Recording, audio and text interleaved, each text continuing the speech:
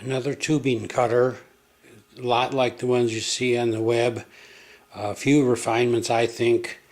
You can see the metal I made it with is rather thick. I've got two small pieces of 90-degree in the middle there, so that I don't like the idea of one thing pressing against the tube. These hold the tube in more of a round position, I think, at least. In the back over here I made two slots where this piece here, that's tight, but the whole assembly here can move up or down. That way I can get on a perfect 90-degree with the cutter. The cutter has another piece of angle there welded on, so that when I loosen the two, there's two screws underneath, I'll show you those later, but when they're loosened, this whole assembly here can move forward or back to get the best position to make the cut. The two spindles that were made, and they had to be made because the threads on the end of the cutters are two different sizes that I had. On the other end, to drive it with the drill, I made a triangular cut so that it wouldn't slip on the drill.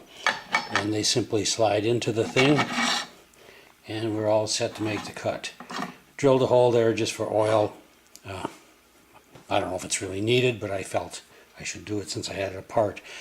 Now, I said this other piece here, this assembly that would hold the actual tube, can go up and down on these two screws, but loosening this one, I can swivel this piece, and right now, I don't know if you can see it, but there's a mark there that would put it at 0, 30, and 45.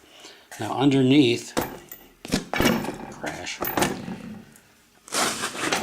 underneath is what I was talking about. The two screws to move the spindle assembly are down there, bolts that can be loosened and moved along that slot to any length there. These two pieces of angle iron here and here are to hold it in a vise, so I have a choice of two directions. I made a curved slot up here to rotate that assembly I just mentioned up there. And this piece here, my neighbor gave me some horseshoes, and I found out it worked out perfectly to make that bend.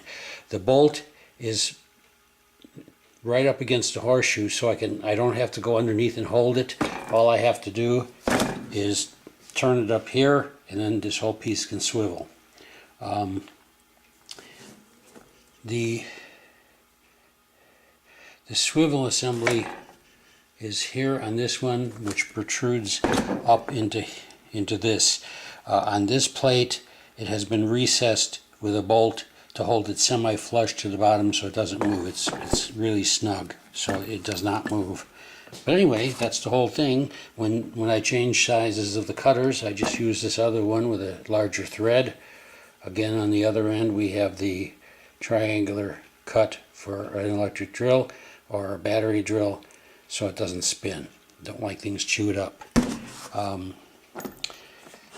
The whole thing is very heavy. You can see the thickness of the plate I made it out of. It's rather solid. I've tried it a few times and it works very well.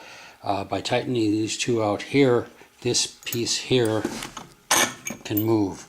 So you can do different sizes of tubing. The bolts will squash the tubing, so you know, a little bit of care has to be made there.